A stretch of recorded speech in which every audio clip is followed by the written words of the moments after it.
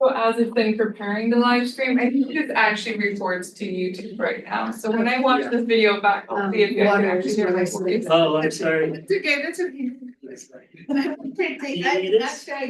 I need the ink cover. I'll come get it.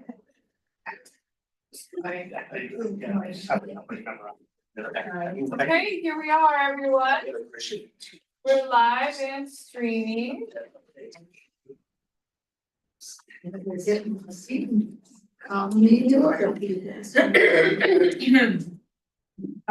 everybody. I'm Susan Dayback, the chair. I don't know. And I'd like to call the meeting to order and for June 11th, 2025. And we have some guests, and we have some commissioners to introduce. So I think we can just maybe start with myself and the other commissioners, and then our guests introduce themselves. So, Brian, you wanna go ahead? Yeah, Brian Hart, Commissioner. Chris Darcy, Commissioner. Krista, Crystal Lauer, Commissioner. Carl Roth, Commissioner. Mark, Mark Weinstein, Deputy City Attorney for the City of Salem. and our kids over here. Linda Beerley, Treasurer, Salem Parks Foundation. I'm Carol Snyder, President of Salem Parks Foundation. Tony O, Engineer Associate, City of Salem. Aaron Kimsey, Assistant City Engineer. Kathleen Swarm, Staff Liaison for the Salem Public Art Commission. And we also have Spencer here now. Spencer Emmerich, Commissioner. Great, welcome everybody. Public comment, do we have any public comment today? We don't have any public comments. Okay, moving along, approval for consent agenda for today and the minutes of May 14th. Move approval of the consent agenda. Second. All in favor? Aye. Aye. Aye. Anyone opposed? Okay, passed. Discussion items, Eco Earth Road. We have engineers here. Want to just get started on updating us on what's going on with that? Yeah, absolutely. Okay. So, I'm trying to remember when we were last year. Was it the last meeting? Yes, it was in April. 2 meetings. 2 meetings ago, okay. Yeah. So, yeah, we were here, and we provided, a not great update on the Echo Earth Globe as far as, its current condition and its continued, degradation process, over time, unfortunately. And so we let you know that we hired a consulting firm, ARG, and they were tasked with providing an updated report, analysis of the condition, as well as providing an update on what their recommendations were for repairing the globe. For those that weren't at the last meeting, just as a reminder, the initial scope or the initial estimate was essentially to clean and restore the globe as is, to provide some new tiles where they're missing, replace tiles where we have them, and kind of basically put them back and get it kind of all tidied up. And that was roughly like 500,000-ish. And so there was a group that was fundraising and getting some grants to accomplish that. In that time between 2020 and 2025, we realized that there has been significant disrepair and continued kind of lack of maintenance on the globe, and so it's furthered. And so after the initial review from ARG, they essentially said that because of the way it was constructed initially and put together using kind of improper construction materials and items that were essentially creating basically creating the globe to kind of to continue to go the path that it was going. Their recommendation was to not do that kind of Band-Aid approach, if you will, because we were gonna continue to see some of the issues that we're having. And their recommendation was really what needs to happen is a full restoration, remove all the tile, abate the asbestos that's there, and then essentially build it back with the proper techniques and proper materials. And so when we shared that at the last meeting, we didn't know the final cost or what that estimate would look like. And so we decided we would wait on the final report and come back with an update. So that's kind of where we were and where we are today. We have some pictures just to share. Again, we shared some of these the last time we were here. Essentially shows, you know, what's going on out there. If you've been by there, you know this isn't news breaking material here. We are seeing a continued loss of tiles throughout. This compares the 2025 to the 2020. And so you can see there is additional material that's been lost. I think, yeah, we've got that happening here. 2025, so 2020 is below, 2025 is on top. And some of these tiles are accounted for, but a lot are not. And so part of the estimate in the report that ARG put together is essentially recreating the missing tiles and making sure that it's put together, you know, in the same condition that it was.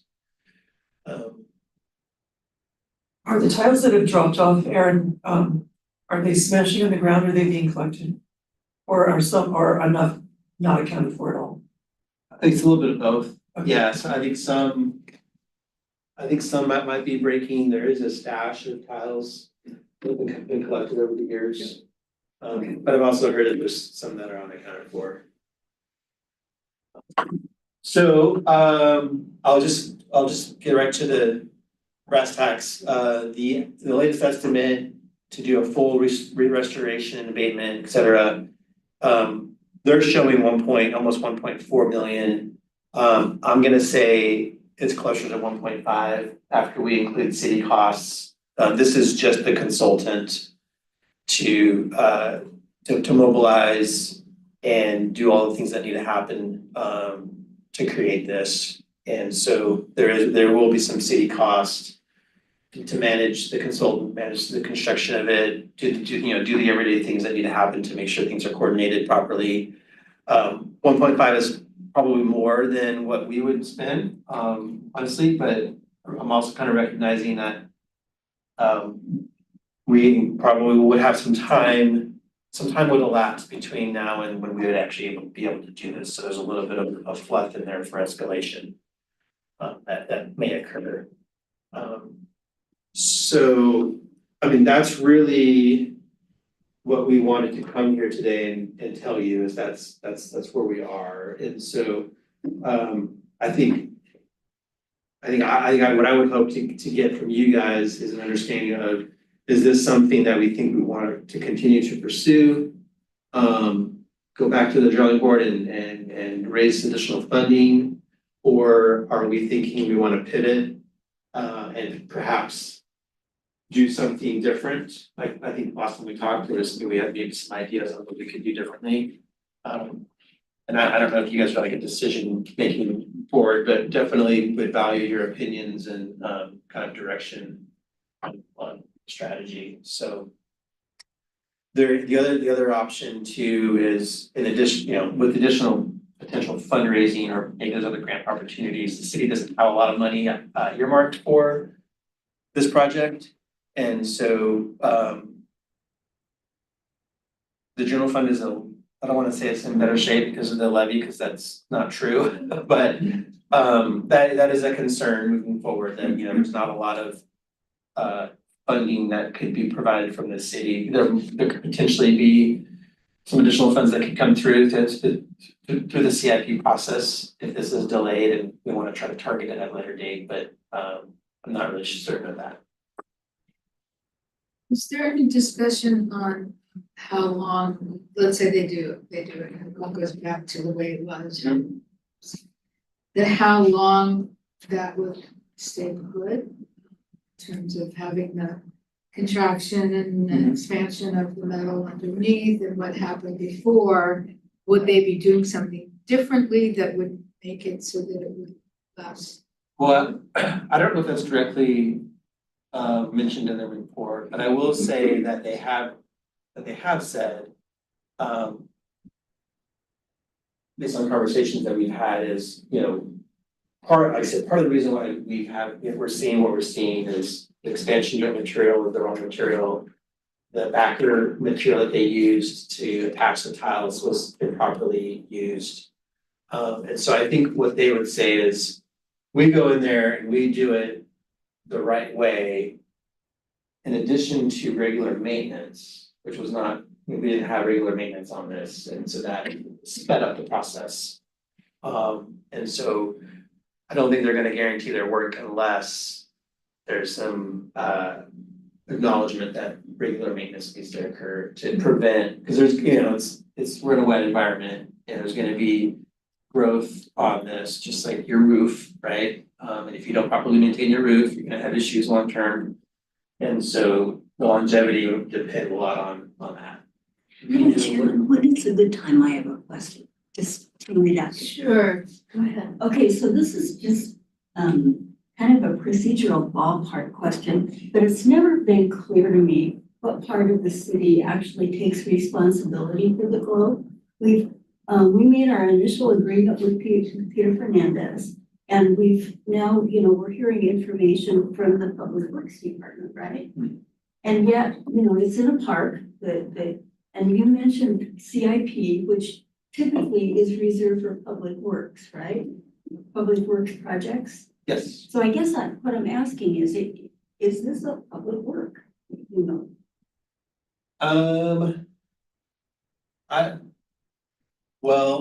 I'm not sure about that. It's an art piece that was essentially, donated, if you will, to the park. Parks isn't here to speak on their behalf, but I will say that they have not maintained it. They have reservations about maintaining an art piece. Well, I think part of it might have been the confusion over what exactly it was too. It's so easy to say, oh, it's theirs, they'll take care of it. And the tennis ball gets lobbed back and forth. Right. So I think, it might be important, even at this very early stage, to figure out, well, what is this? Right. So. Yeah, that's a question that gets asked for a lot of things that get put into parks. The bridge, the Peter Courtney Bridge, great bridge, great structure, everybody loves it. But at the end of the day, parks is like, that's a big bridge to maintain. We don't have the money. It's not like a swing set. Right, Yeah. well, and even the Rotary, they've donated the pavilion at Riverfront Park. That's a whole nother asset that needs proper maintenance. And that they're like, hey, there's no budget for, we have a budget to cut grass and to make sure bathrooms are functioning. But no one's giving us any extra money, we're adding assets without adding any funding for maintenance. Yeah. And so that's a concern that they have. The carousel came along with a whole pot of money for maintenance, and they have a group that does nothing but raise money for the carousel. Right. But boy, it stands alone, as far as I know. Yeah, I can't substantiate this because I don't have the documents, but I had heard, and so this might be added to the confusion, that when it was initially quote unquote donated to the city, that group, the Earth Globe group, Friends of Earth Globe or whatever they call themselves, that they had indicated that they would provide maintenance over the years. And now that maybe it happened early on and then kind of faded away, but that probably contributed to some of the confusion. Because it was like, oh, they're supposed to do it, and Yeah. so we're hands off, and Yeah. and it never happened. Yeah, good point. Yeah. I'm not sure that was the case. Yeah. I mean, it's that nonprofit exists on paper, they might have a small fund balance, but. They don't exist on paper anymore. They are closed They're out. dissolved, And okay. they gave us the small, very small amount that was left And they were using some of it to do the artwork. to redo the artwork, yeah. One of them told me, I forget what it was, yeah, the city did come and say, well, what are you gonna do about this now? And they said, what, you know, and I think that was after Kathleen's article about that shape it was in 2019, and they said, what? So, Yeah. Well, it's good to know that they have dissolved. I wasn't aware of that. But Yeah. You know, this is one of the largest works in the city's public art collection. The Salem Public Art Commission is responsible for that collection. So here we are. You know, we are not constituted as a fundraising group, although some of us have fundraising experience. And it's impressive to see what the Salem Parks Foundation has done to date. You know, there's never been a public hearing conducted about the future of the Echo Earth Globe that I'm aware of. Seems to me that now might be a good time to do that and listen to people who either have an appetite for doing something or don't. I mean, for me, it is an iconic element of Riverfront Park. A lot of people made it happen.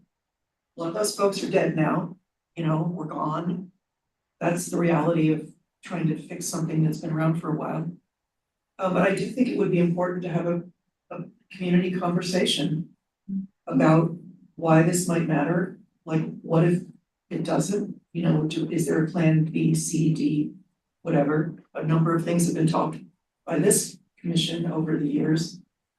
But to think about it just being kind of either stripped down to what would look like the ball that was floated down the Willamette River. That's how this ball got here. You know, a black thing. That is not attractive to me. That just sucks the life out of this thing. This is a designated city landmark. So I think that the Landmarks Commission should be involved in whatever conversation is held moving forward. And if I'm remembering correctly, there was a unanimous vote to designate this as a landmark. The Echo Earth Globe as a landmark. You know, I'm a nonprofit consultant.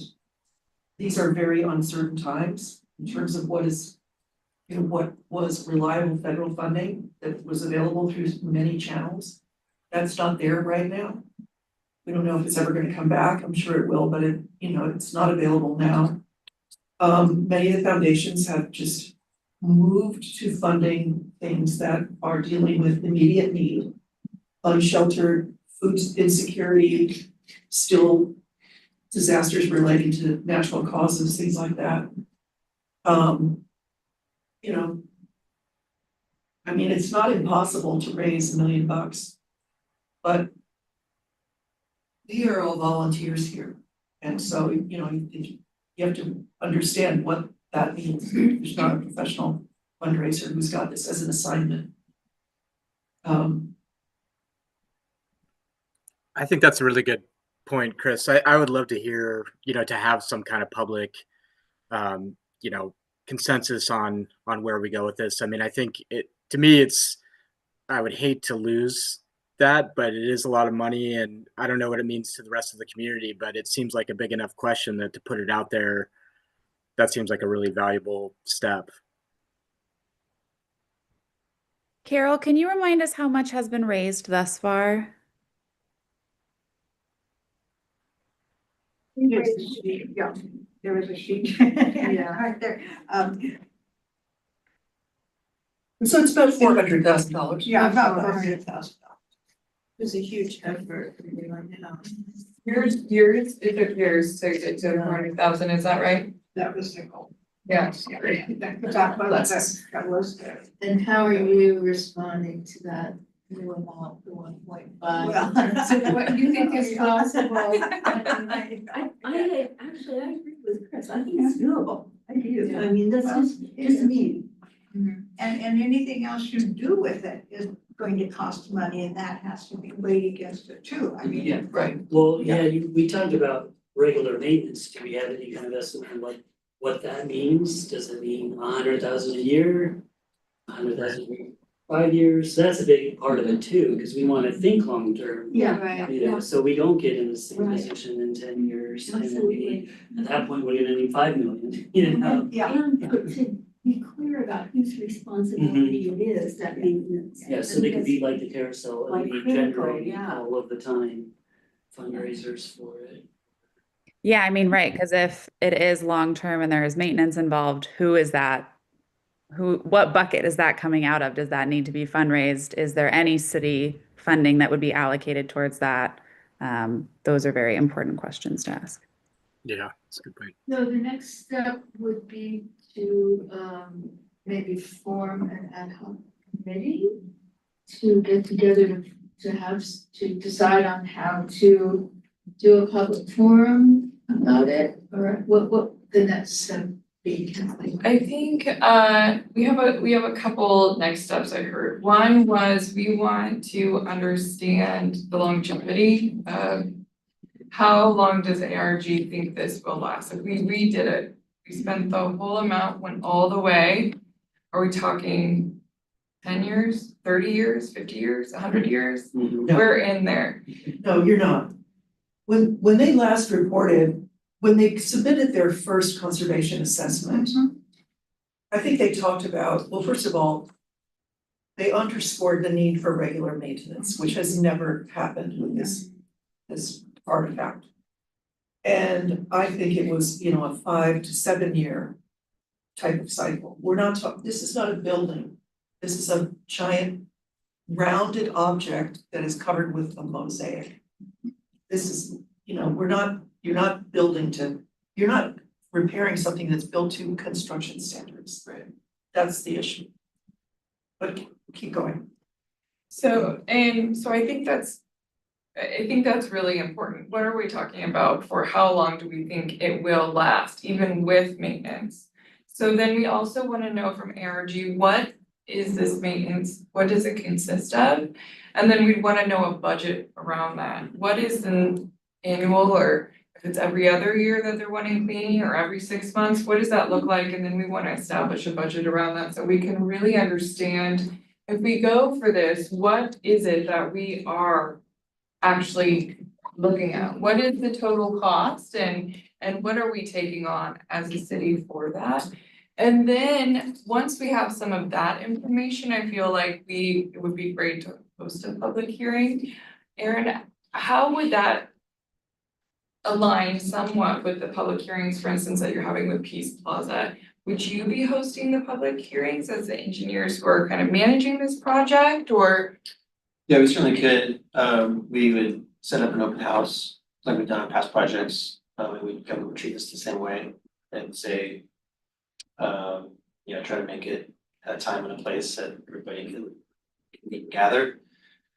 Present kind of what we did today, and so show people the history and how we got here and what it's gonna take to make the improvements, and then have an opportunity for feedback. And then just hoping that we get good participation, so. And I think the other thing that we'll wanna understand before then is, how do we set ourselves up for any other option? And so I think any other option would still involve many of these items, at least the scaffolding and containment, asbestos and mortar removal, and maybe some of this treatment as well. So understanding what would just get us to the baseline, what would get us to a place where we can restart. At least. Yeah, what, and then I think it's always really important to ask ourselves, the scenario is, what if we do nothing? What does it look like if we do nothing? And it's just going to keep, and what does that look like, and is that even an option? And I think, you know, from a safety standpoint, it might not be.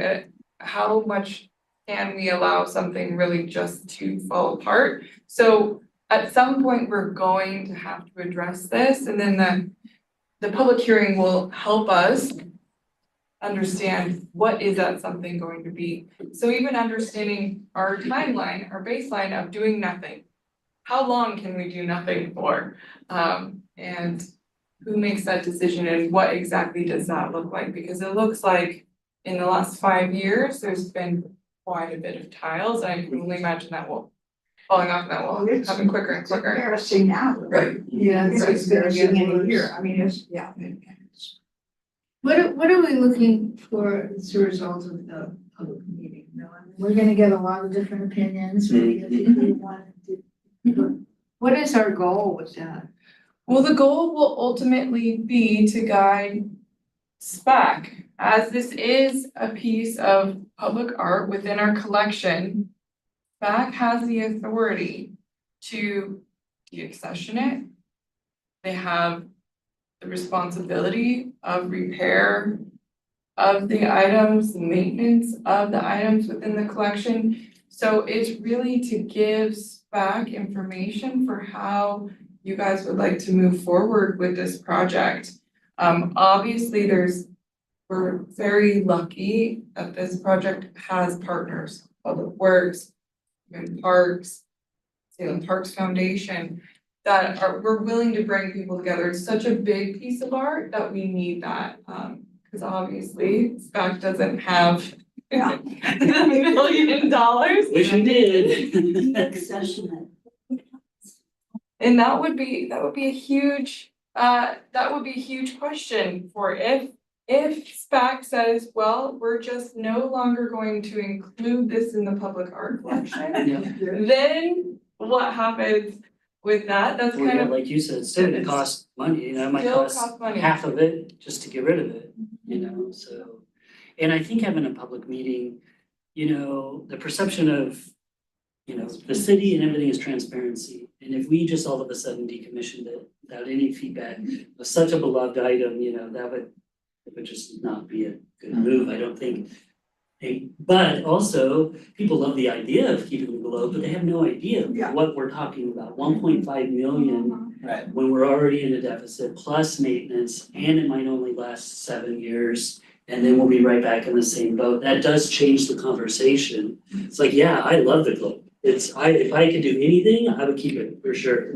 But I don't have 1.5 plus ongoing maintenance. Again, wish I did. But there are people out there that do. Right, and a group of people. And yeah, if we can get a champion for it, that would be amazing. You know, like a group that's just willing to dedicate. Not That kind of- there are people. Yeah, right. absolutely. Yeah. Right, checks like that. I don't, just put this out there, I have no idea.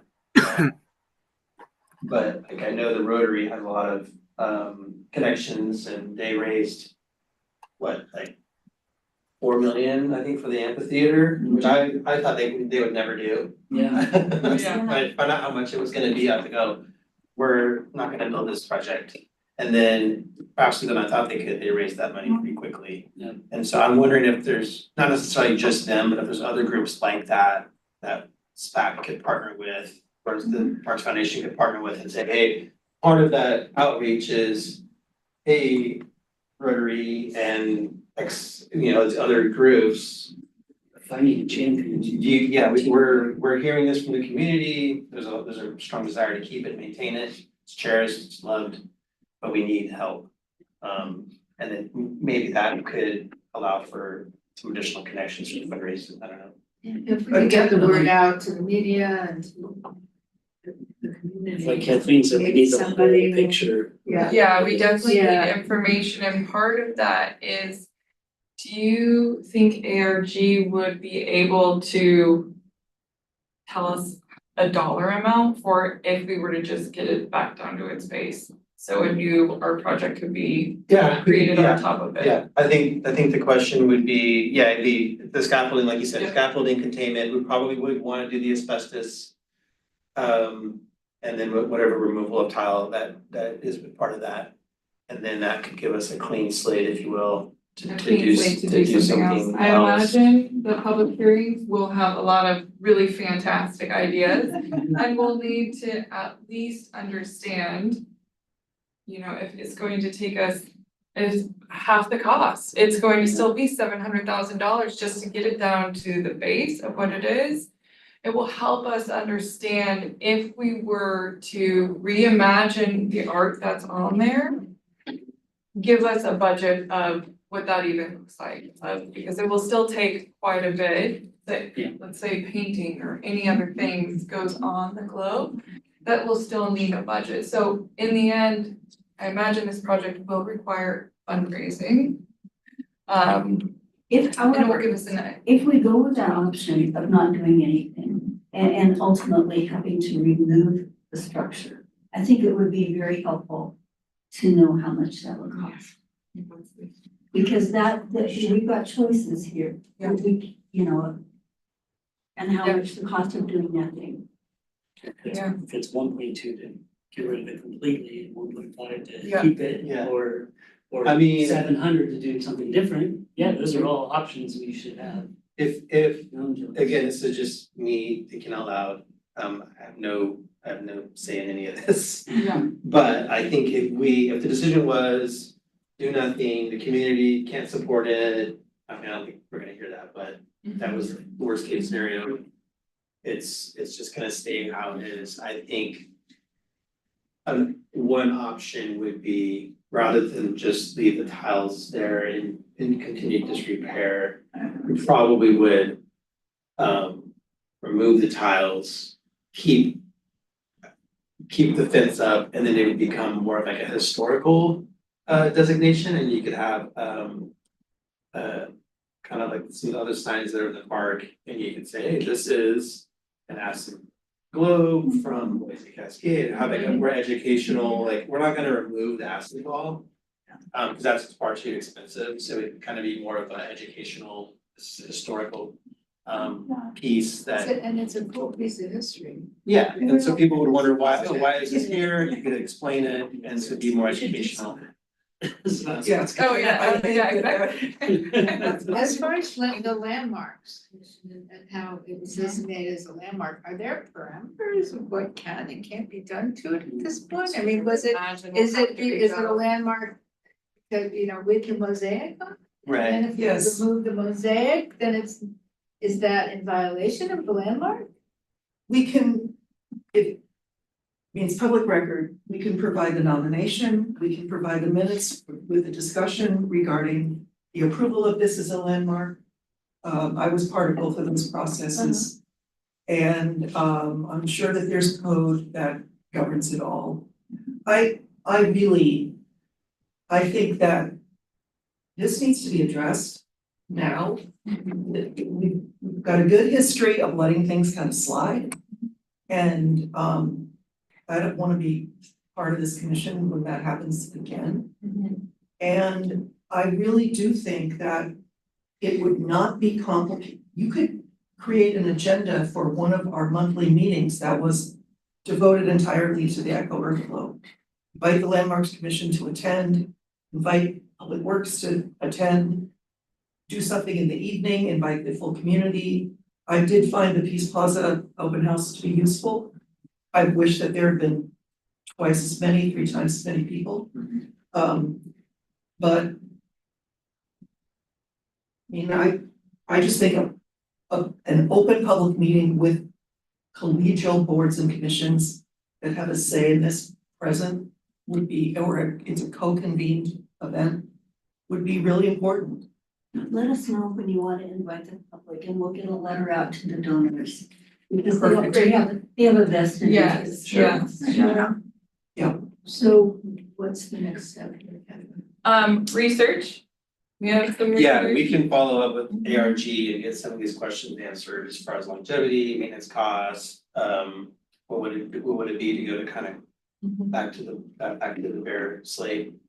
And that can help inform, when we do have that public meeting or a public forum, we can present that as part of the feedback. So do we get that at the next meeting and then decide to have the convene a meeting, or should we make a motion to move forward with trying to convene a meeting with including the information that we'll have so that we can get it rolling faster? Yeah, We will definitely host a public meeting for it. We can definitely do that. So I think make a motion to host a public meeting for this.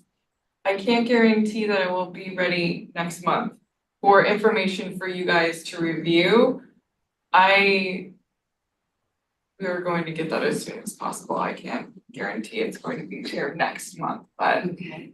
once we have the information, then we'll set up. Yeah, I think, I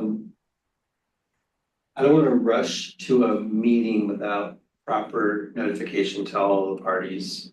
Definitely. Yeah, I think this warrants, you know, I think Sprab should know about what's going on. The neighborhood associations, it would be good to at least get this on their radar. The city can do, social media, announcements to let folks know that this is. I think most people don't even know that we're even considering this, right? There used to be, a long time ago, there was maybe you guys put it out there, like a thermometer or something, like raising funds. Is it still there? Okay. I haven't been on the park in a minute. We got $1,000 last week from someone that saw the signs. Yeah. Yeah. Oh, perfect. Yeah. That's right, yeah, I do actually, I was down there. Get your balance. So I think there's some things that we can do, to try to help kind of spread the fire and get people, aware of it. And then, summer is always a little bit difficult for those kinds of meetings, but I also, to your point, I don't wanna wait too long. Try to get some traction going, so it's basically middle of June. I could see potentially late July, early August. Yeah, that'd be Enough great. time to kind of get, Yeah. we would have these answers much sooner than that. And we don't need to wait for the next meeting to share this with you, we can send an email, Yep. say, here's the responses we got. Doesn't require us to be here to give you guys an update on that. So, Can we get a copy of the report? yeah, absolutely. And I had one more question about it. How much did this cost? 1.37 million, The report, Yeah, what is there? about 16 grand. and who paid for that? How much, Brandon? 16. Okay. That came out of the project budget. Okay. Yeah. So that came out of the 112,000? Mhm. Okay. So the motion is to move forward with planning a public meeting. With putting in, involvement of groups, as soon as possible. To consider the Echo Earth Globe To situation. consider the echo of Earth globe situation. Second, Okay, all in favor? Aye. Aye. Anyone opposed? Okay. Passed. Thank you so much. And you still have the floor here with the Peace Plaza renovation. Yeah, And I agree that I went to the open house also, really informative. yeah, so all I really have prepared for today is to kind of share some of the boards that were up at that meeting. And I think a few of y'all were there. So yeah, we had a good turnout. 15 or so people. We were hoping for much more, but it was compared to our I'd say 20 at the peak 20, okay, good. Let's round down to 20. Well, A lot of the neighbors from the SCAN neighborhood association were there. yeah, and Yeah. for those that don't know, we attempted to have this similar open house meeting back in December and we had like maybe one person show up. So it was much better than the previous attempt. Anyway, so what's on the screen right now is kind of our schedule, if you will, for what we're trying to accomplish with Peace Plaza. So we've done a schematic design, which we'll show some renderings of here in a few minutes. And then, of course, we had our community meeting just recently where we solicited feedback and tried to identify or get feedback from groups that identifies opportunities, and think about like what works, what doesn't work. And then we've taken that feedback, people had the opportunity to put comments on sticky notes and paste those to a board, and we had some really good ideas. I unfortunately don't have a summary of those comments. But they were things like, more shade, less, there was one that was about programming, I think, as I recall, which is not really related to what we're trying to accomplish, but it was a note just to say that, hey, whatever we do, we want it to be able to be a programmable space. I think it's kind of what I got out of it. So whether that's the library or the community or parks, to try, because it technically is a park space. Whatever we do needs to kind of be in line with that. So anyway, we'll take that information and refine our design, and the plan is to meet sometime in the fall to represent that to get additional feedback. And then we'll take that information and try to develop I don't want to call it a master plan, because that's not what we're trying to do here, but really a kind of a consensus design for what we want the Peace Plaza to look like. And then hopefully be able to implement that at a future date. So I can say, for a little bit of a background for the context of this and what we're trying to do is, initially when the bond measure was passed by the voters, it included, as I'm sure most of you know, roughly $40 million to do a seismic upgrade to the Civic Center. And within that 40 million, the initial goal was to provide an opportunity to take some of that money from the 40 and do a plaza upgrade. It was never really clear or identified what that meant. It just meant some sort of revitalization of Peace Plaza. As we've gone through the design process for Civic and all that it entails, the system upgrades, the seismic upgrades, the accessibility upgrades, the interior space upgrades, we came to the realization fairly quickly that we were not gonna have any money left over for Peace Plaza, other than maybe $100,000 to do something. There was a goal to do something, and then the question was, well, what can you do that's meaningful for $100,000? And if you do something for $100,000, how would that tie into a bigger picture? And so that's why we've kind of stepped back from Peace Plaza and said, okay, let's figure out first what we want it to look like and how we want to imagine that revitalization. And then from that, parse out potentially $100,000 to do like a mini phase one of what we think we can do. And then hopefully the goal would be whatever we do, it wouldn't have to be redone at a future date. It would just be a launching pad for the ultimate improvement. And so we're not going to be able to do the ultimate improvement with the current funding that we have. So we're looking at opportunities for grants. There was a legislative ask in the last go around. It was not granted, but we're going to go after additional request. So we're looking at opportunities to potentially gain some additional dollars to try to make this happen. And so the good thing about doing what we're doing right now is when we go ask for money, and if we can show those groups that we have a vision and that we have a plan, it is a better sell to try to get some of that grant money. So that's kind of why we're here.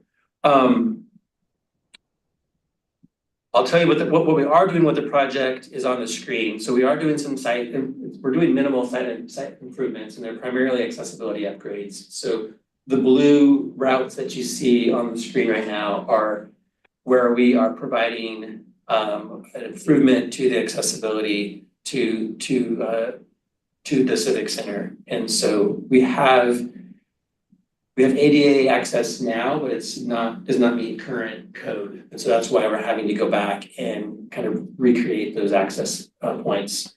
The other thing that's happened kind of historically, to remind folks of is the bus stops used to be at the turnouts on Commercial and Liberty. And so we had really, I would not say really good, but we had good ADA signage and access on the south side of the buildings, both east and west sides. And then the bus stops moved out of those turnouts and are now on the main street, Commercial and Liberty. And so now folks want to come from the north. And the north access points are not as good as they are in the south. So that's the reason for why those improvements are happening with this project.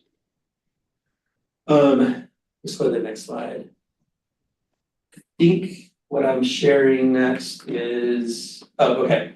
So this is some more site upgrades to Peace Plaza that are kind of outside of our conversation of what we want to try to do. At a minimum, we're creating some additional ADA parking, and that's because the City Hall does not meet the current ADA standard for accessible parking, specifically van parking. We don't have any place for van parking right now. The ADA spaces that we have are underneath the parking garage on kind of the basement level, and there's inadequate height to get vans in there. So as part of this project, the spaces in gray that are shaded are the new accessible routes and new concrete that's going to be poured to create a flatter surface that meets ADA requirements. So we'll have essentially those spaces there. And just a little bit of background, this isn't part of Peace Plaza, but I kind of wanted to give you some context for those that haven't seen renderings of the new Civic Center retrofit project. So similar to the library, we are using concrete shear walls on the exterior of the building. And they're going to kind of be similar and replicate what we did at the library. So we're going to stain the concrete a darker color.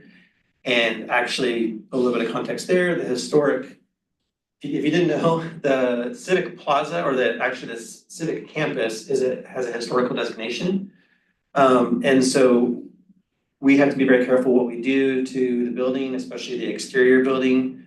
And what we learned from the library and what we're also hearing on this project is the shear wall idea is approved, and they actually like it when we make the new improvements a different color or show them in a different way so that people can look at the building and know that that's kind of been an add-on to the structure. And so again, similar to the library, it will be a kind of a vegetation wall that provides some softening of the brutalistic building. And then this next slide is just a different perspective.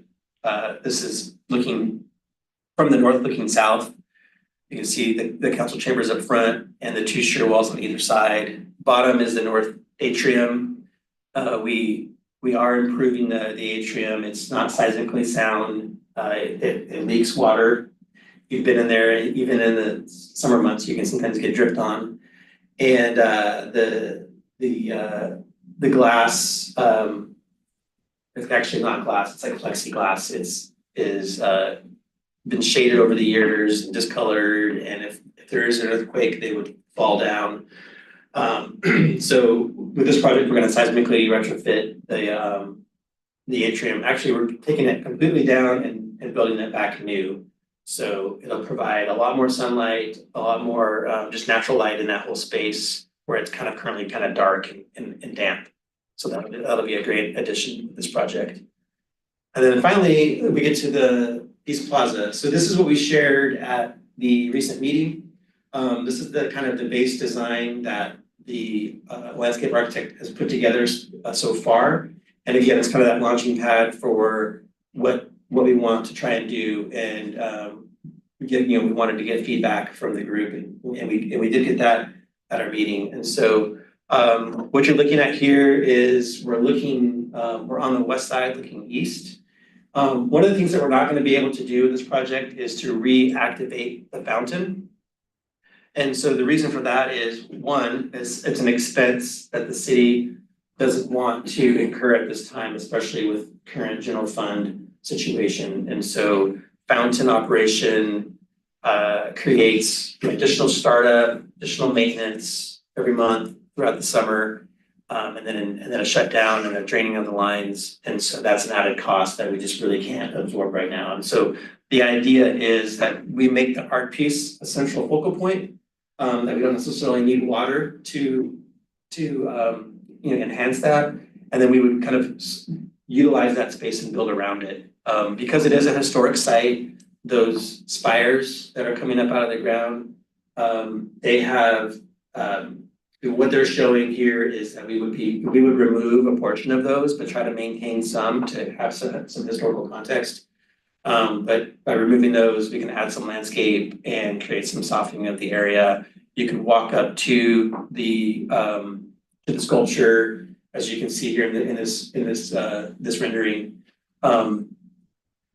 The other thing I wanted to point out about the fountain is Parks has some safety concerns as well as our own risk department. Anytime you introduce water to a space, it becomes an attractive nuisance, and so it almost becomes like a splash pad or a splash fountain. And the existing art piece, it's not really designed for that. It's not meant to have people climbing on it. There's some sharp metal points, and so the idea of introducing water was a concern in that perspective as well. So this is looking south towards the library, kind of gives you a view of it. There's like a little ramp that walks down to the center area. Some landscaping around it to soften the whole plaza. Flagpoles would go back maybe in a different arrangement, but it's important to keep those. And then trees, one of the things we heard was more shade. And I talked to the landscape architect. The trees that they're showing actually I'm not sure what they're showing as far as species, but the comment was, well, what we're showing is kind of day one trees, if you will, and they certainly will grow and provide shade long term. But it would be disingenuous to show a full mature tree here at this point when we know that that would take several years or even a decade or more to really get that side of the tree. And this is a vantage point looking down on the plaza from up above on the west east side of the library, just another perspective. So that's all the slides I have. That's kind of what was shared. Like I said, I think people in general liked this starting point, but we want to continue to gather input, get ideas. Again, what we think works, what doesn't, and kind of go from there. So I welcome any questions, comments. We were there, and I think that people responded very positively to this. I know at least one sculpture supporter was disappointed that the water's not gonna come back on, but she understood that. I was very excited to see these renderings. It kind of maintains the space. I think it's very elegant. I like the introduction to green. One of my colleagues suggested getting rid of the sculpture altogether, or possibly putting it in a mirror pond. I said no, no, and no. That's a whole other project. Yeah. We won't even go there yet. Yeah, exactly. Again, I think it's a great starting point. I didn't hear anything negative. And I think for the budget, I think it's a huge improvement. Yeah, and just to clarify, we're not gonna be able to do this. Right. Yeah. With 100,000, that would be very, very small amount. And to be honest, I don't really know, we haven't identified what that could be. And so. How much would this be? Oh, you haven't identified what that would be, or? I mean, I think if How we much would did it be? this, Okay. this is showing new concrete throughout the entire plaza. Yeah. Plus the landscaping and additional, I think this would be probably around $2 million, what we're seeing on the screen. So you think about 100,000 of that would be something pretty minor. And so that's part of the question I think we also want to get from folks is, hey, maybe we just say we can't. Doesn't make sense to spend a little bit of money to do what, like that's not gonna be a significant impact. Let's just hold off and wait on the appropriate amount of funding so that we can do more of it when the time is right. So that's certainly, we don't have to spend it just to spend it. we wanna make sure we spend it smartly. That's another avenue that we might pursue. If we don't spend it soon, do we lose it? Does that go somewhere else, or do we just have like a fund? that's- Yeah, no, so I mean, so because Peace Plaza was tied to the civic improvement, it's technically a part of the bond measure, part of the bond projects. So there's a couple things that could happen. One, if the civic center project goes swimmingly and we end up with cost savings at the end of the project, which is not out of the realm of possibility, then that could further bolster the amount of money that we have to do something. And so it could be that we are like, oh, instead of 100, we have 600. And then we were talking about maybe a more substantial improvement that we could do in the interim.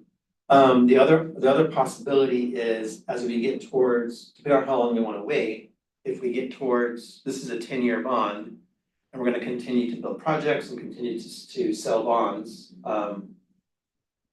We've sold 100,000 or 100 million bond, and then we'll go to 2 more sales. There's a potential again, that at the end of the life of the bond, we could have additional savings overall. And then the question to council would be, how do we wanna spend that money? Do we wanna put in new projects, new playgrounds, or do we wanna put some of the money towards this? That's gonna be a bigger question at the end of how we program that money. There's certainly additional projects that didn't make the cut the first go around. I can tell you in 2008, when we passed the Streets and Bridges bond. Of course, that project or that bond happened at a really good time for building projects. The economy went south and we were able to do a lot with a little. And so at the end of that timeframe, we did have a lot of money left over that we just continued building more projects. So we're all hopeful that no one wants an economic downturn. But it could mean that we could build more at a later date. So those are the kind of some additional funding that we could encounter in the future, in addition to these grants. Can you explain that, the leveling, does that have to be done for ADA anyway? So is that part of the civic center project, or is that included in the? The previous slide that showed the ADA improvements is Yeah. happening with the project outside of this conversation. So there's but- some kind of leveling? Well, so the way the fountain is constructed, it's basically that the entire area around the fountain is sloped to drain fountain water. And it does not meet ADA accessibility standards, it's too steep. And so part of what would need to happen is, in order for folks to kind of encounter the space and enjoy the space like we're showing on the renderings, we would need to create a flat area around it to make it ADA accessible. Yeah. Thank you. Okay, well, to keep us kind of on time here, Erin, is there any feedback you would like specifically from this group at this time? Nope, this is just really an update, share what we shared. Like I said, we are gonna continue to have future open house meetings. And so hopefully to continue to gain momentum and get more folks to attend them. Okay, well, thank you so much. We really appreciate having you guys here. Yeah, Great. thanks. Thanks. Those reports. Thank you. Okay, moving on to a big topic, back Salem revised code. And Mark, thank you for coming to do this. It's my understanding, I think, that our concern is to be able to somehow recommend to council how we can move forward with having temporary art at some point. Because we have that directive from them, so I'm assuming that going through this. I guess we're having a few meetings, and that maybe at some point we'll be able to have some advice from you on how to do that. So, Yeah, and see, I I will, read the whole thing. yes, I'm morning. going to guide us So- through, and just for a basic review, and we'll really stick to code today, will be our big focus. As far as getting back to council and their motion, so staff can advise on ways that temporary art can be elevated in our community. I know Mark and I will work on that together as staff. It will take us some time to get information together, but we have spoken about it even as recent as yesterday. So it is on our mind and we'll get to that. And I think this conversation will be valuable, that some groundwork for that. So one thing I didn't include in the agenda packet, but I wanted to go over was actually SRC 2.530 and 2.545, and that's General City Code about boards and commissions. So I thought that would be helpful to even start there. So we're going to go over a lot of information today. Some of it will be about logistics, some of it about how we run ourselves and conduct ourselves as a board. Some of it will be about authority, what we do have the authority and what we don't have the authority to do. So I'm going to this is going to be more about review. I'll read through some of the information. If there are questions about the information I read, I'd be happy to do my best to explain what I understand about what we're going over today. We won't go over everything because that's a lot. Yeah. Did you guys read it? Did you prepare? Did you read beforehand? Kind of go over? Our homework. Did your homework? Okay. Yeah. Okay, I mean, good. I've seen it before, but. Good, okay. So we will start here. With this SRC, our Salem Revised Code is SRC. So that's kind of our city code that guides us. I don't think we need to get too far into these definitions of what is a board or commission or a committee. You guys, if you're interested on those definitions, please go back to the specific SRC here, 2.530, and you can read it. All boards and commissions shall be created by ordinance or resolution of the council. The resolution or ordinance creating the board or commission shall specify whether the mayor or council appoints the members for purpose of SRC 2.530 through 2.655. The budget committee shall be deemed a board or commission. Committees may be created by ordinance, resolution, motion, or the council shall be either standing committees or ad hoc committees. Talks about appointments. And then authority of boards and commissions. This is something that we'll go over together.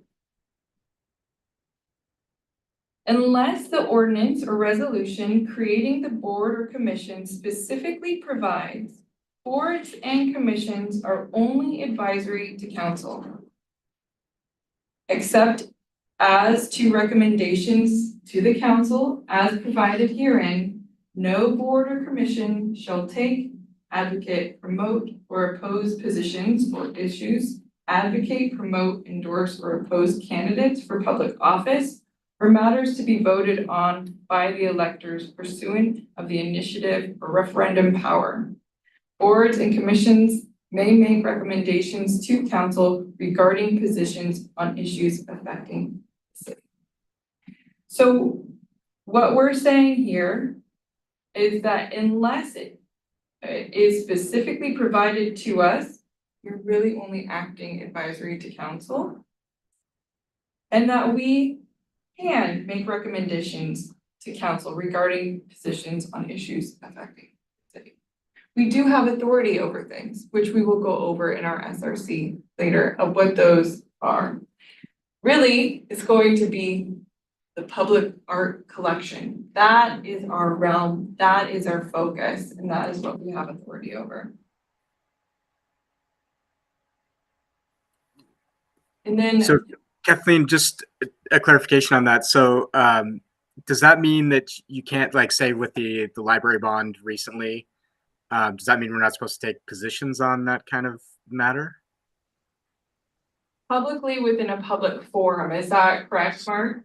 So, Capacity of Like the. I had a yard sign, for the so, library bond, right? And so when you are acting as a member of this commission, you are a part of the city of Salem, acting in an official capacity, and all of the restrictions regarding political lobbying apply to you in your official capacity.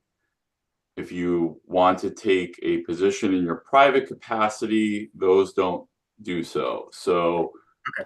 Does that make sense? That Yes, yeah, distinction? thanks. So, and I highly recommend that if this comes up, that you go to the Oregon Government Ethics Commission website. Actually, the Oregon Secretary of State website has resources available for public employees, public officials, specifically related to campaigning and elections. So. Okay. All right. Yep, thank you. For 1 minute. Do you feel that it's necessary to be doing this because the discussions and the things that we've been raising maybe don't fit within these parameters? And could you explain maybe particularly what that might be, that maybe we've been overstepping or going outside of our, so that we know what it is that what we're talking about in specific here, rather than just to go through all the, you know, the code stuff. I don't know if anybody else feels that way, but I would rather hear about that than what, you know, like certain things that we've been talking about. Yes, that fits within, or that this don't fit within that, or I mean, I'm also wondering, can we recommend changes to what SPAC does? I mean, is that within the parameters or what, or? Does that make sense? I don't know if anyone knows. Yeah, you can, as we kind of just covered, we can make recommendations to council. And I know it's hard to sit through this codes, but let's go over the SRC. And we'll talk specifically what we have authority over and what we don't. And once we get through that, then I'll come back to your question. Because I think that will actually answer it there for you. Now, can I ask you a specific question then about what Mark just said? Oh, Mark, yes. is there and maybe I just need to look at all the information that you just gave me. Is there a way to say, I'm not acting as SPAC right now, this is my personal opinion, I support the levy? Like if someone was like interviewing me on the street, is there a quick way to do that? Or should I just avoid it until I start reading the ethics part of it? Like, I just don't want to get in trouble right off the bat. There's not a pending election going on. Is there an election that you're concerned about? No, well, I guess I was in retrospect at the livability levy, you know, how would I approach that if someone said, you know, are you in support of the levy? So I'm not able to give you legal advice on, this is an ethics thing, so I can't really give you, I'd encourage you to take a look at those materials, and go from there and see if I think you'll find the information on the Secretary of State's website to be very helpful. So there's a specific thing for public employees and officials in relationship to elections that I think would be very, very useful to you. So. Okay. I'd imagine if somebody said to you, as a SPAC commissioner, how do you feel about the levy? They get cagey. Then you can say, you know. Everything's on the record sometimes. Yeah. You know, so anyway, thanks. I thought that's what it might be, Mark, that can't really tell me that, but I'll find out. So thank you. Yeah. Yeah, it gets tricky for sure. Okay, thank you. Chapter 15 is a chapter that covers public art. It starts with a purpose. You can read through that if you would like. I think the purpose gets expanded on within our guidelines. And that's another great purpose that our guiding principles as well. We will go through our guidelines as well, but that opening purpose and guiding principle is another place to look for that. And then it will go through definitions. I think these definitions are helpful. So if you're ever interested in what exactly within our chapter in regards to public art and the Public Art Commission, what does an artist mean? It's very helpful. I think the one definition I'm going to point out is public art. That public art in regards to this chapter and our commission means any original works of art acquired by the city and accepted into the city's public art collection by the Salem Public Art Commission. So this definition of public art that we'll be talking about, and within the chapter when we're talking about it, it typically says public art collection. But that public art, really what we're talking about is items within our public art collection. If you haven't read through the chapter, I really recommend it. The beginning, A, B, and C, this is all about the logistics and the functionality of our chapter, like terms and how we operate. I have one comment on section B. I don't know when or if this is gonna get revised, but instead of his or her, you might wanna change that to their. You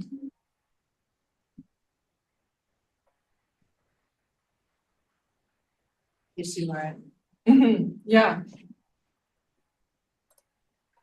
All right, and this is really where we get into here in D. This is where we get into really what do we have authority over. So I'll read through this probably a couple of times together.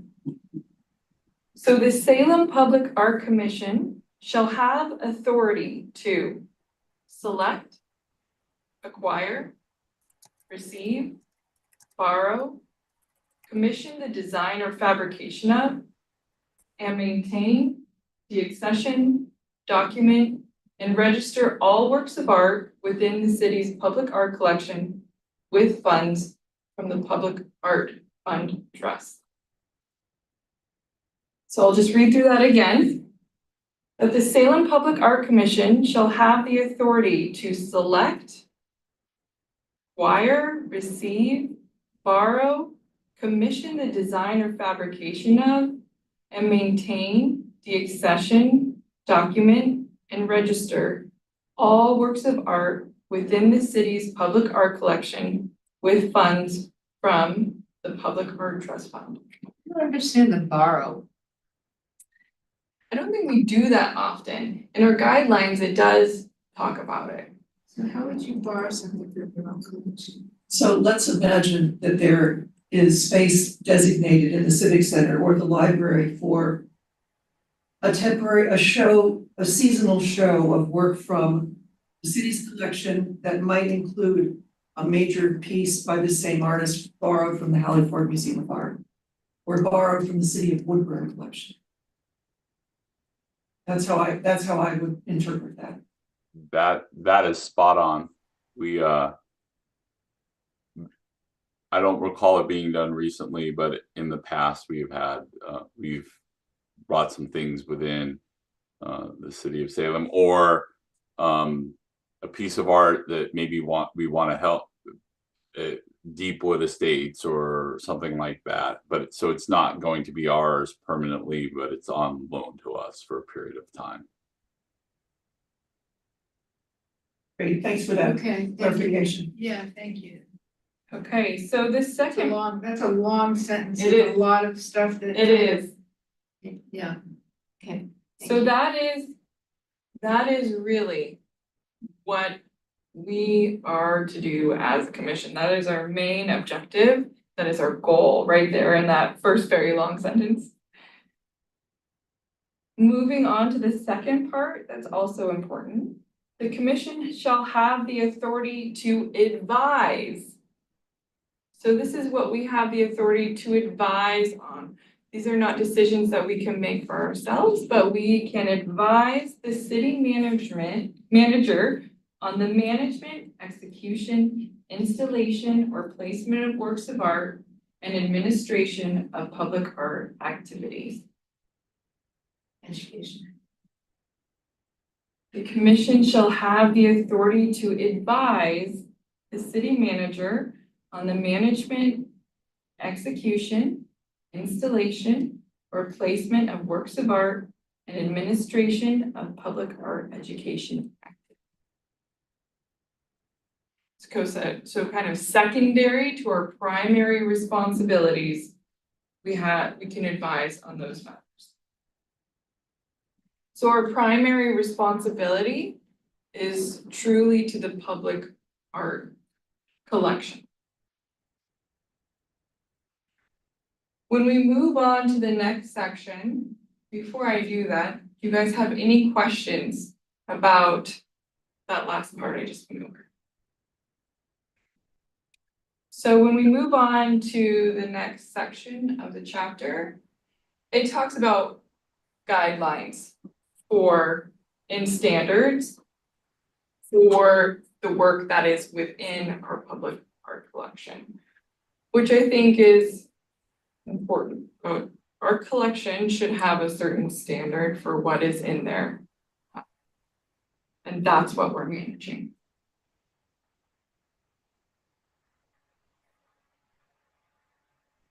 When we get into the guidelines, it talks about the logistics of how do we make some of this happen. But F does cover the Salem Public Art Commission shall establish procedures for maintenance, management, documentation, and registration of all works of art within the city's public art collection. And such other procedures and guidelines consistent with this chapter to facilitate the implementation of the commission's responsibilities under the chapter. I think we're all pretty aware of that. It's something we need definitely to work on, is what is our procedure for maintaining the artwork that we have.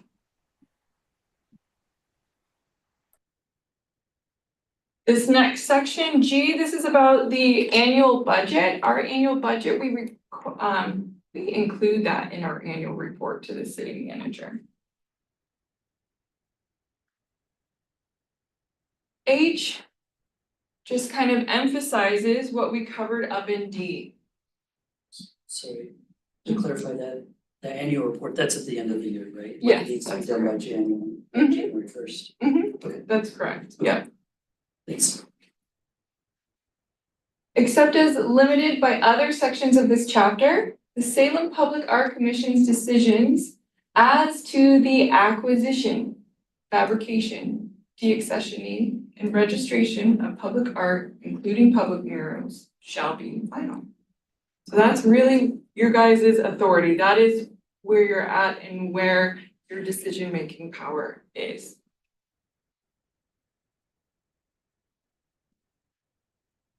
Funding in the Public Art Trust Fund, I know that can get confusing. So I'm just going to read through this first part here because it gives a really good baseline of understanding of what is the Public Art Trust Fund.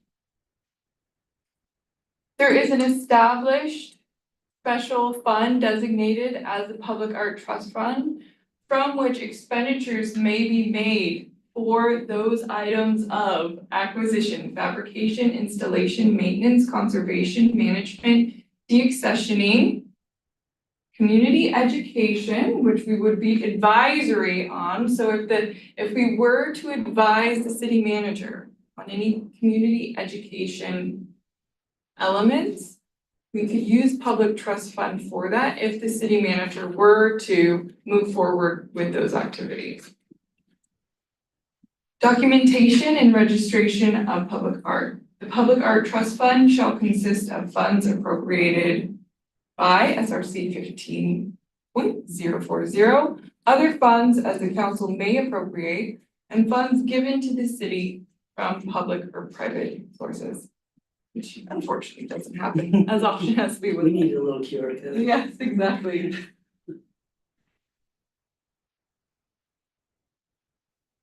And B, this is budget logistics and special circumstances.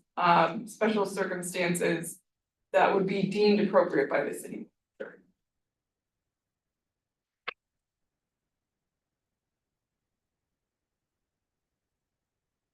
This is talking about the annual report that is given. Section 15.0.40 and 15.045. This is all percent for art. The when and where of percent for art information. If you're interested in when percent for art, when we get a percent for art and what projects there would be, definitely read up on these sections. Section 15.050, this is about copyright entitled to works of art, which are added to the public art collection.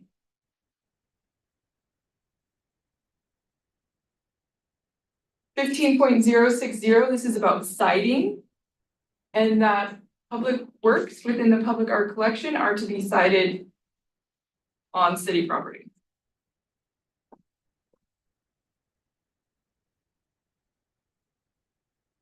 The public mural program, which was developed so it could fit with under the scope of spec. And really how that happens is that we have those murals, the creators, the owners of the buildings, they agree to donate to the public mural to the city's public art collection. Otherwise, no person shall commence the creation of any public mural without first obtaining approval from the Salem Public Art Commission and agreeing to donate it to the city's public art collection. That donation to the public art collection is what gives us authority to approve them.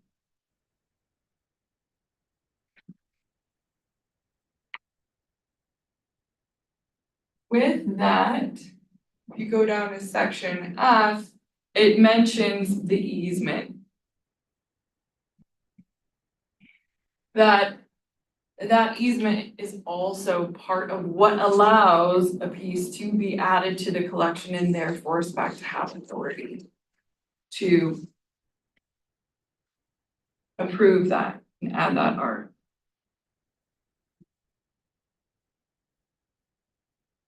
To kind of loop back around to the question of temporary art or other art programs, you will see listed in our code at the very end something that was recently added, and that was the street painting.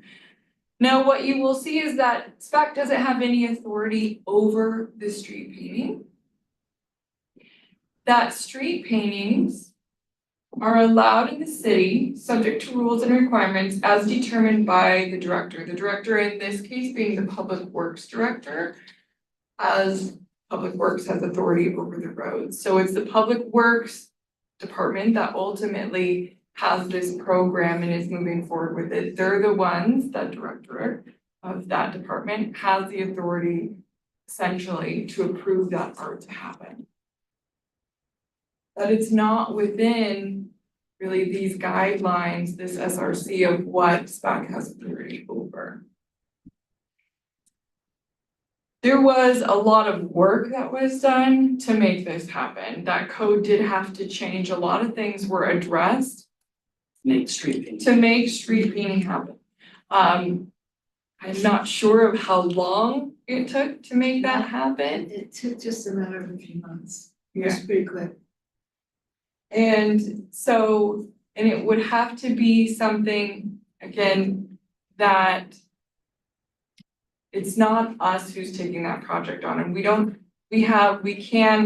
suggest that, we can recommend that council were to look at something. We can say our city has this gap, council should address that. Council would then have the authority to say whether a program like this moves forward or not. We don't have the authority to say, yes, utility box wraps can happen, or yes, painting on private fences can happen. All of that would need to happen under the direction of somebody who has authority under that. We can recommend that those things be looked at, but we ultimately don't have the authority to give the final check mark of it.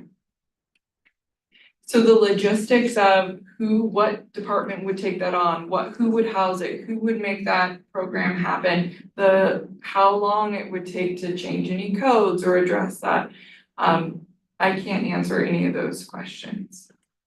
Mark, can I ask you, I think you had come to a meeting, I don't remember exactly what it was, but it seemed to me, and I did have the minutes from that meeting right now, where you felt that projects like that, like the street painting and anything else, that would be considered public art within that chart that you helped create, I think with Keith, that it should be under the, ideally, under the jurisdiction of SPAC. Am I understanding that correctly? So let's talk a little differently. Okay. So street painting is not part of the public art collection. It was created under a separate ordinance with separate parameters. It is outside of the public art collection. Public art, temporary or otherwise, should all be part of I mean, these are some policy decisions that need to be made, but if it's going to be part of the public art collection as it currently exists within our code, SPAC is the overseers of the public art collection. And that is, as Kathleen mentioned, one of the primary functions is being in charge of what comes into and goes out of our public art collection, which I think in that becomes inherent some process for SPAC to have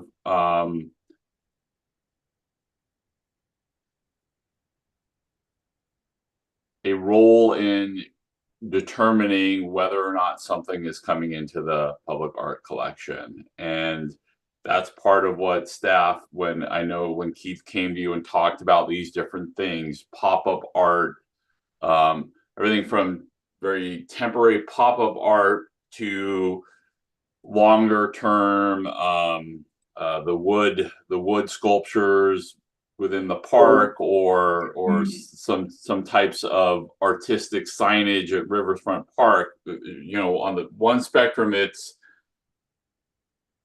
very, very temporary, a day or less.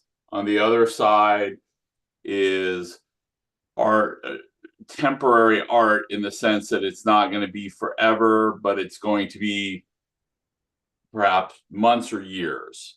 But whatever it is, if it's going to be part of our public art collection, it is SPAC that the city has said is going to be in charge of determining, is it something that should be in our public art collection, be it for an hour or 10 years or forever.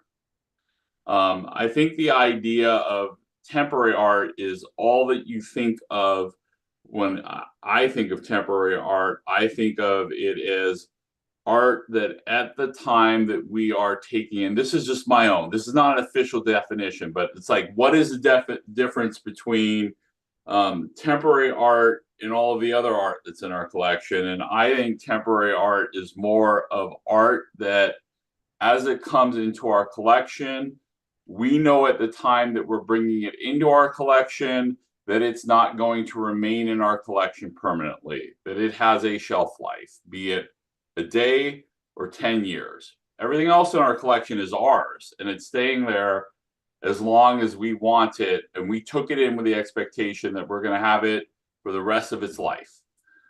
Everything else is temporary art is stuff that, whatever the end of that period of time, is going to move out of it.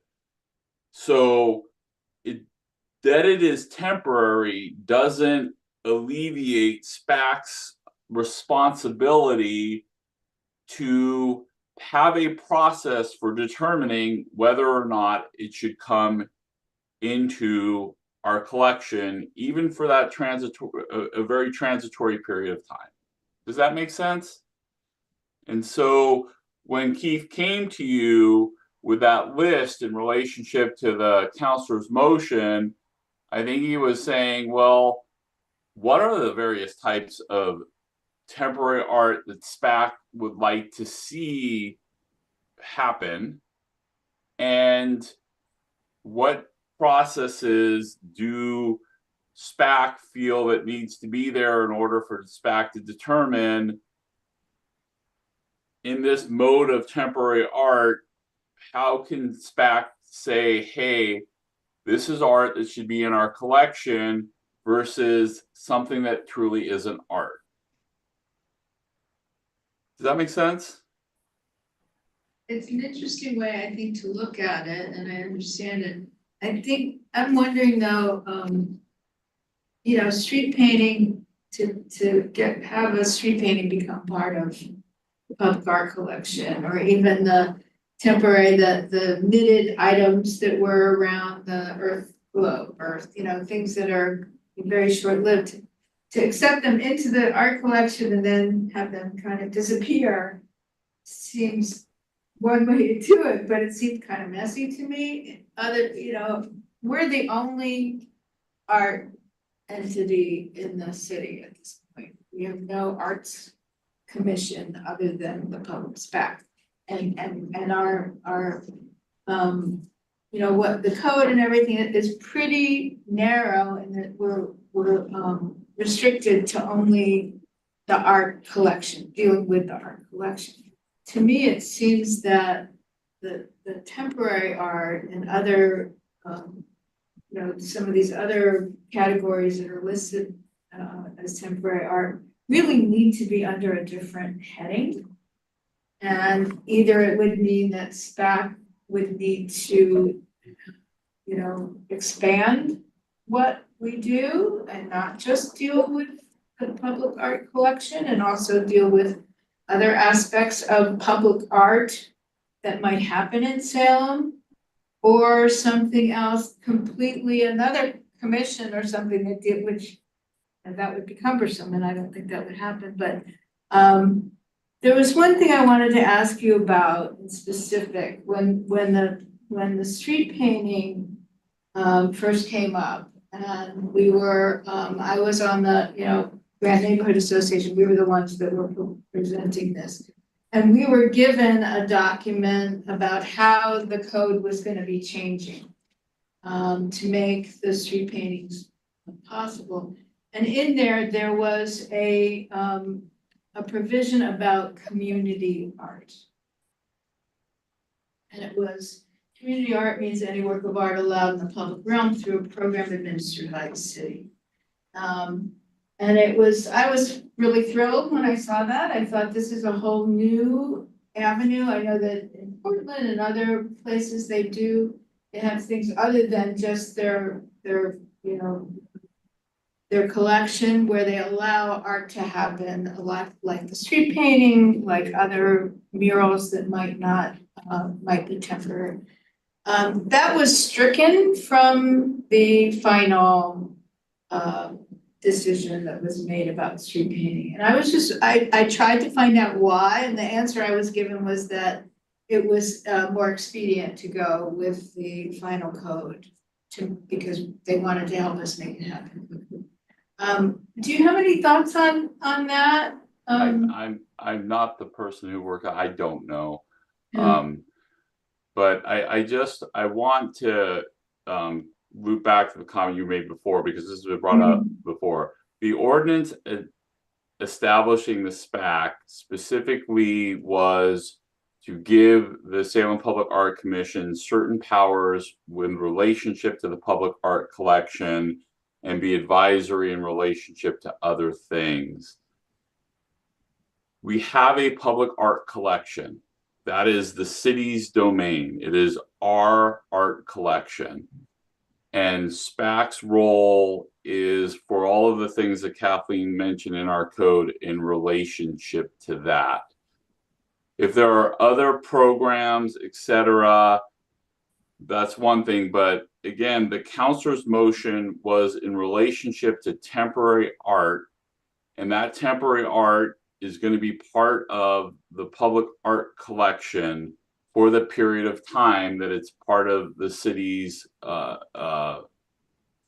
collection, at least under the current concept. So I'm not sure that the counselor's motion is like a vehicle for trying to overhaul the Salem Public Art Commission in relationship to it. She made a motion in relationship to what ordinances may prohibit or need to be changed in order for there to be temporary art, and some of the things that often come to mind is there can be a tension between our sign code and things like that and stuff like that. But public art is its own domain, and if you look at it, public art is original works of art owned or acquired by the city and accepted into the city public art collection. That is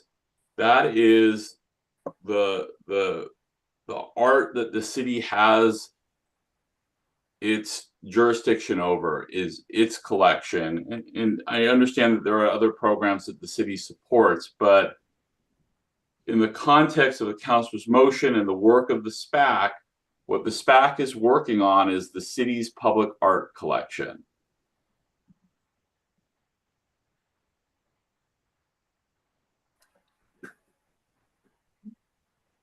I'm not sure that that was the intent of councilor's motion, but my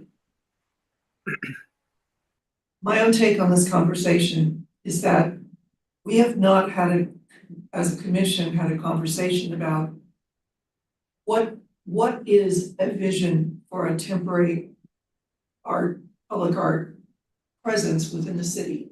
Whether that is a dance performance in the Peace Plaza, whether that is something that would celebrate a change of seasons that could occur in a Minto Brown Park, whether that is a culturally specific activity that would enhance public enjoyment and involvement in a public space.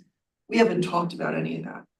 So I can appreciate Mark's comments about whether this type of activity takes an hour or a summer.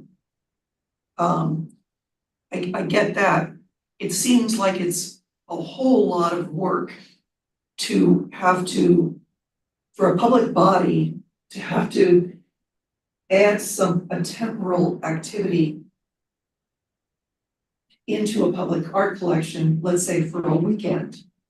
And then what do you do? Then there's a motion to de-accession it when that festival or that parade or that performance or that projection of light on the exterior of the Civic Center is turned off because winter solstice is over. I mean, I'm following the whole discussion, but I guess what I'm trying to figure out is, what are we trying to do? Are we trying to make a temporary art experience happen? Because I think we haven't talked about, like, what do we really want? Yes, as a counselor made a motion, but I'm not sure we've responded to her with, well, this is what it could look like. Well, if someone came to us, I'm thinking whether not that we would make it happen, but it's us and say they want to do this temporary art thing, how would we deal with that? I think it's been done. And so a few years back, Salem Art Association did a laser light show above Bush's Pasture Park.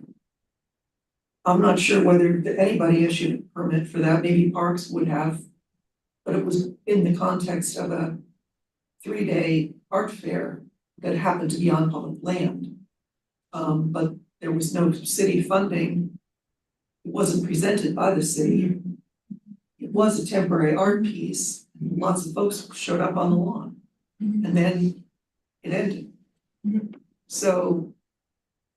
And so that's an event, and events are allowed. city property. People could rent our property and they can have art at their event. They can have sound, they can have experiences. Those happen regularly.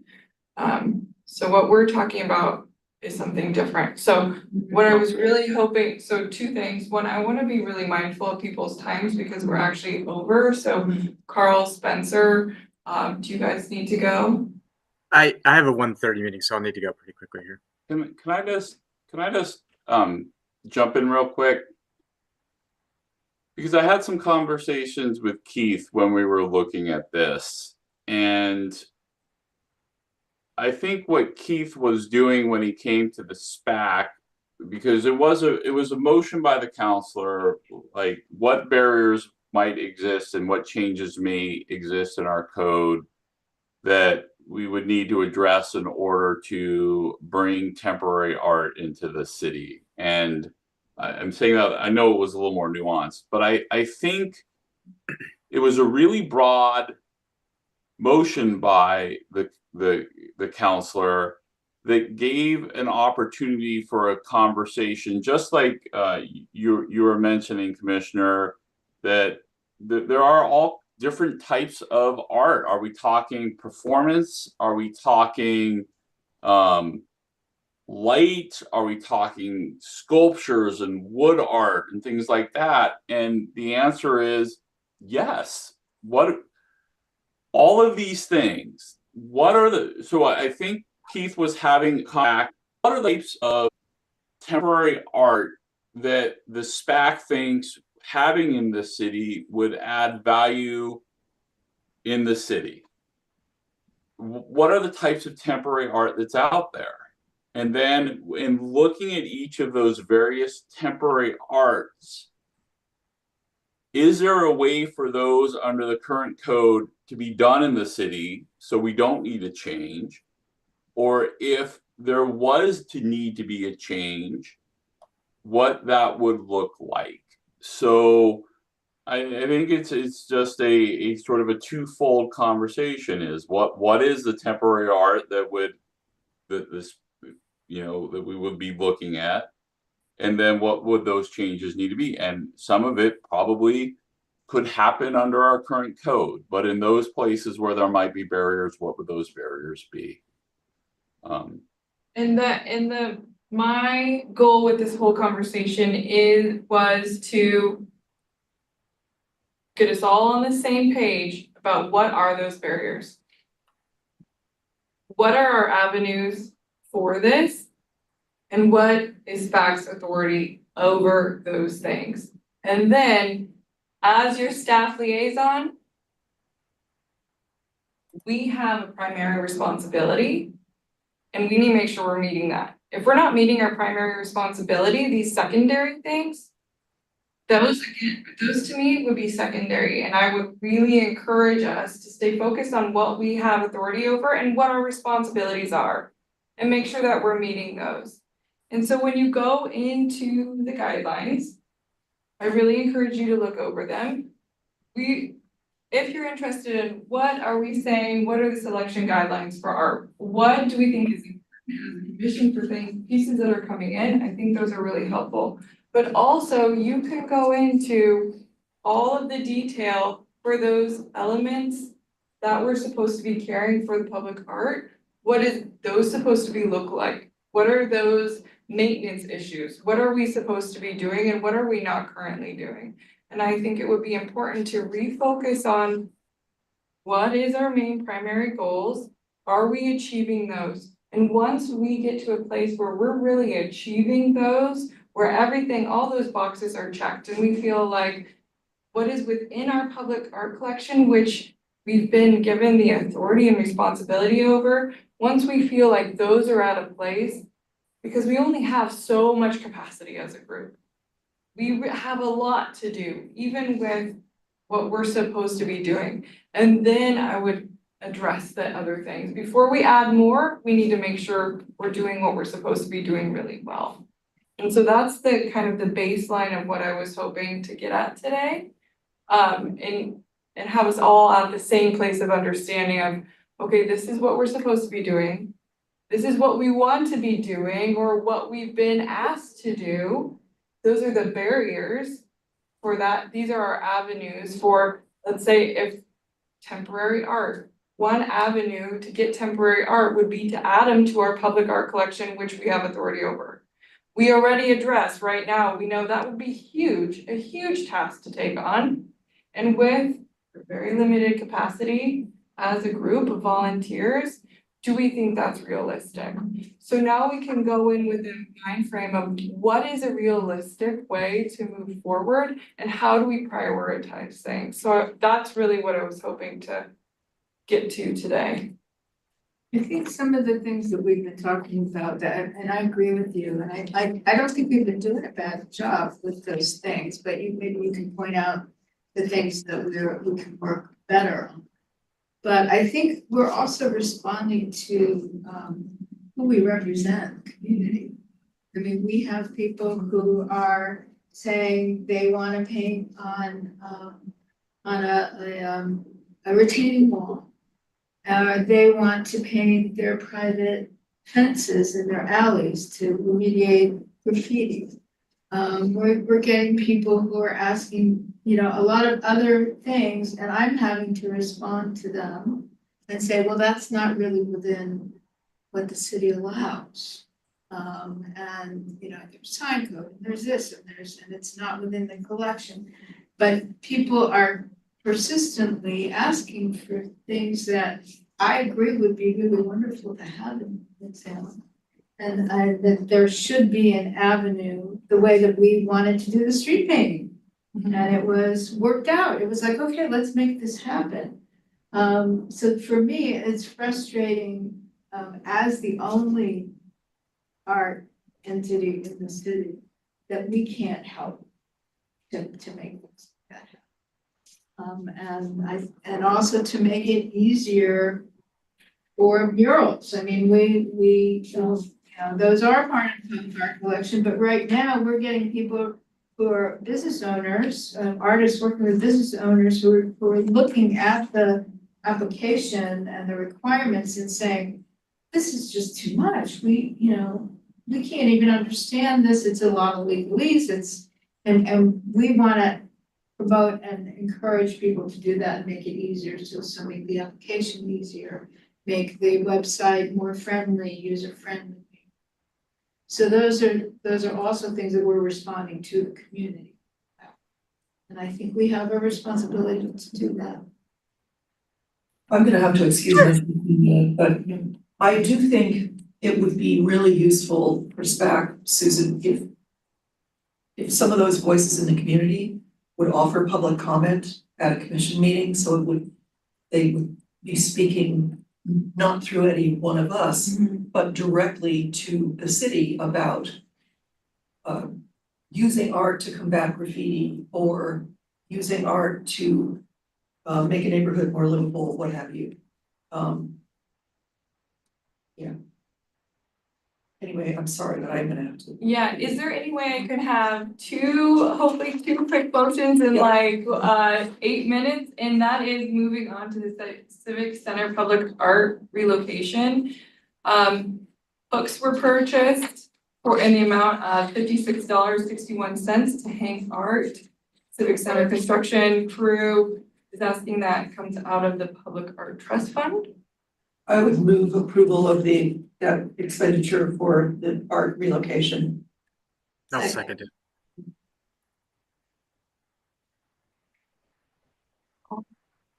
Oh, all in favor? Anyone opposed?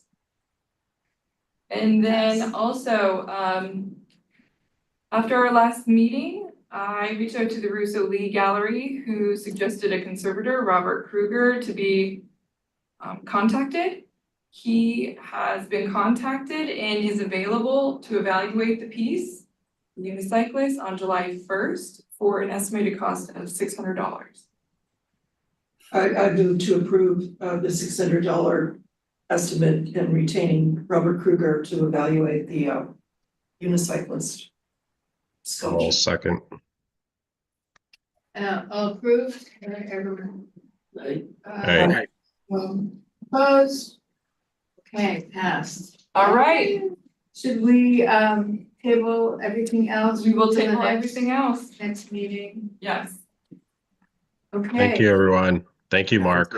Thank you. Yeah, thanks thank you. a Of course, lot. and I just want to say, I genuinely appreciate all that you as a commission do. It is clear to me that you all are very, very passionate about seeing public art and maintaining our public art and things. And I know that this is a major time commitment. And thank you all for the work that you're doing for the city. Very much appreciated.